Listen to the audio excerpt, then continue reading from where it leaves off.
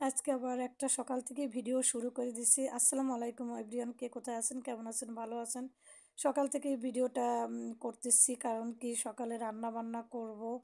আর হচ্ছে মেহমান আসছে, নানি অসুস্থ, তার জন্য সে আসছে আমাদের এইখানে খুলনাতে খালিশপুরে আমাদের ডাক্তার দেখাবে।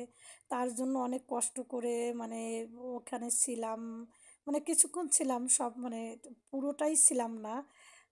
না, মামি আছে, মামা আছে, সবাই মিলে আছে। তাদের আমি ভিডিও করতে পারিনি কারণ ভিডিও করা, তারা সবাই ভিডিওর সামনে আসবে না, তার জন্য আর ভিডিও করতে পারিনি।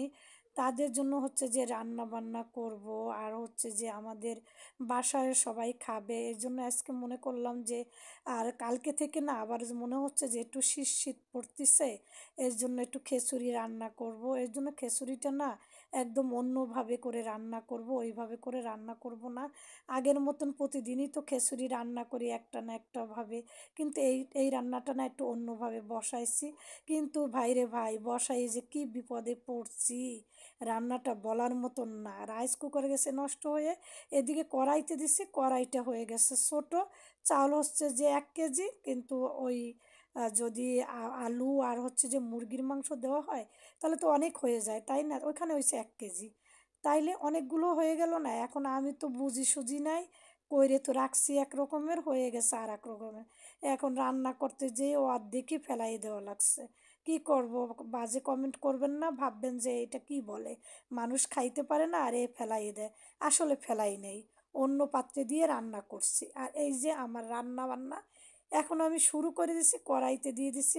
আগেই ওই যে বললাম না একটু অন্য রকমের খিচুড়ি রান্না করব, তাই অন্য রকমেরই রান্না করতেছি, তাও আবার পোলাওয়ের চাউল দিয়ে। আর কি বলবো বলেন, যেই রান্না মানে করতে নিছি এই এই সমস্যাগুলো হয়ে গেছে। কখনো যায় কারেন্ট, কখনো গ্যাস চলে যায়, কখনো হচ্ছে যে কড়াইতে ধরে না, কখনো রাইস কুকারে ধরে না।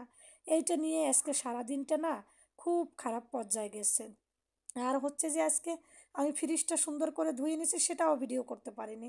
অনেক কষ্ট হয়েছে, আর কি করব, করার তো কিছু নেই। এই তো আর সকাল থেকে এই রান্না বান্না এই ব্যস্ত, এই কাকে কি দিব না দিব। আর ইদানিং না মানে কি বলবো, শরীর হাত পা কাঁপানি দিয়ে দিয়ে মানে ব্যথা করে, ভালো লাগে না কোনো কিছু রান্না বান্না করতে। তারপর মেহমান আসলে যেটা করা উচিত করতে হয় সবাই করে, আমিও সেইটা করতেছিলাম।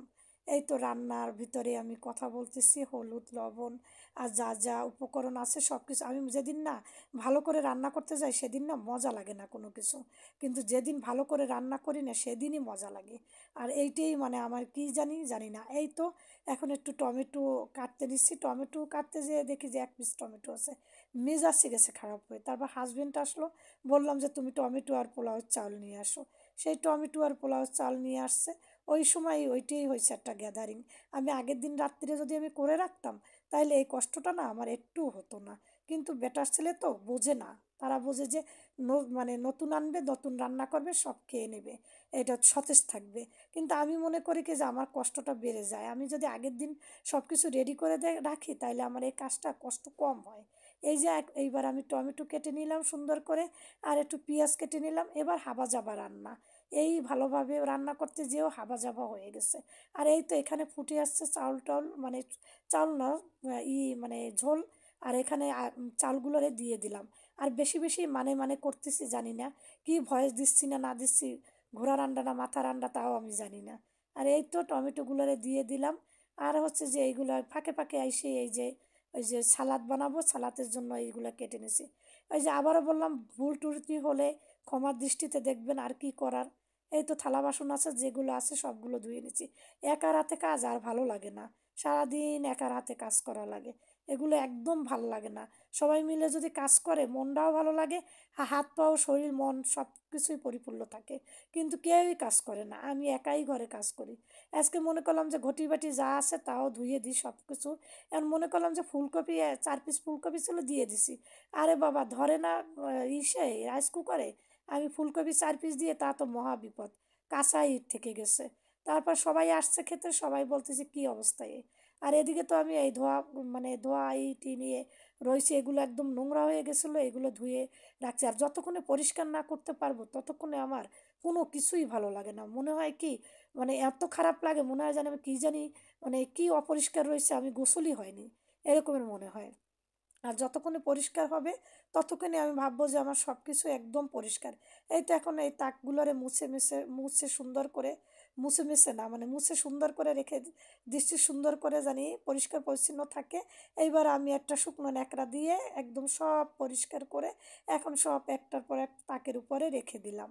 আর হচ্ছে যে এইগুলো দেখতেছিলাম, আর এখন তাকটা আমি উপরে একটা দিয়ে লোহা দিয়ে লোহার উপরে রেখে দিছি। আর এই তো খিচুড়ি তো রান্না হয়ে গেছে, খাওয়া শেষ। আল্লাহ হাফেজ।